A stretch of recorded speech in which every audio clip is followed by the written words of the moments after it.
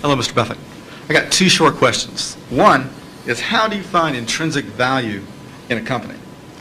Well, intrinsic value is what is the number that if you were all-knowing about the future and could predict all the cash that a business would give you between now and Judgment Day, discounted at the proper discount rate, that number is what the intrinsic value of a business is. In other words, the only reason for making an investment and laying out money now is to get more money later on, right? That's what investing is all about. Now, when you look at a stock, when you look at a bond, assuming it's the United States government bond, it's very easy to tell how much you're going to get back.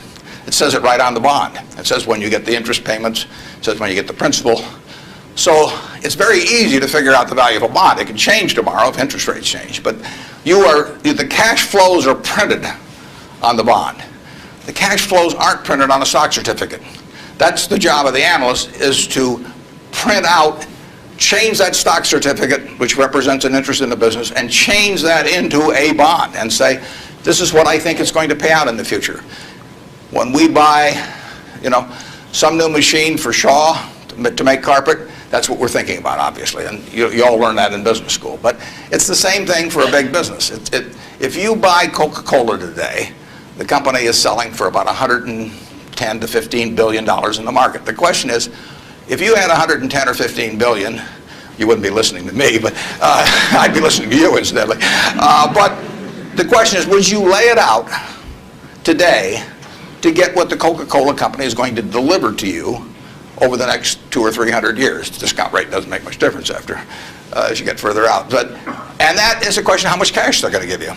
It isn't a question of, it isn't a question about how many analysts are going to recommend it or what the volume in the stock is or what the chart looks like or anything. It's a question of how much cash it's going to give you. That's the only reason. It's true if you're buying a farm. It's true if you're buying an apartment house.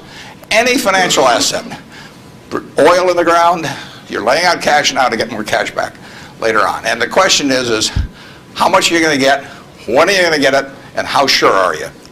And when I calculate intrinsic value of a business, when we buy businesses, and whether we're buying all of a business or a little piece of a business, I always think we're buying the whole business because that's my approach to it. I look at it and say, what will come out of this business and when?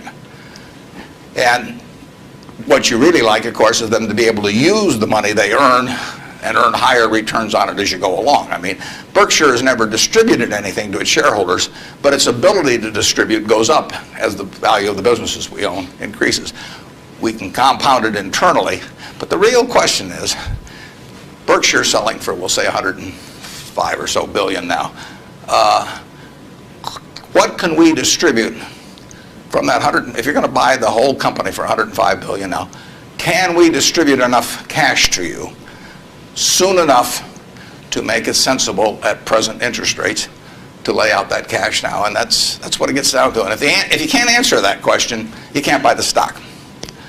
You can gamble in the stock if you want to, or your neighbors can buy it. But if you don't answer that question, and I can't answer that for internet companies, for example. There are a lot of companies, there are all kinds of companies I can't answer it for, but I just stay away from those.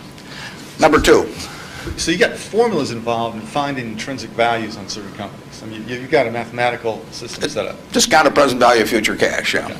Second short question is, why haven't you written down your set of formulas or your strategies in written form so you can share it with everyone else? Well, I think I actually have written about that. If you read the annual reports over the recent years, in fact, the most recent annual report, I use what I've just been talking about. I use the illustration of Aesop. Because here Aesop was in 600 BC. Smart man, wasn't smart enough to know it was 600 BC, though. I mean, would take a little foresight. But Aesop, in between tortoises and hares and all these other things, he found time to write about, birds. And he said, a bird in the hand is worth two in the bush. Now, that isn't quite complete, because the question is, how sure are you that there are two in the bush? And how long do you have to wait to get them out?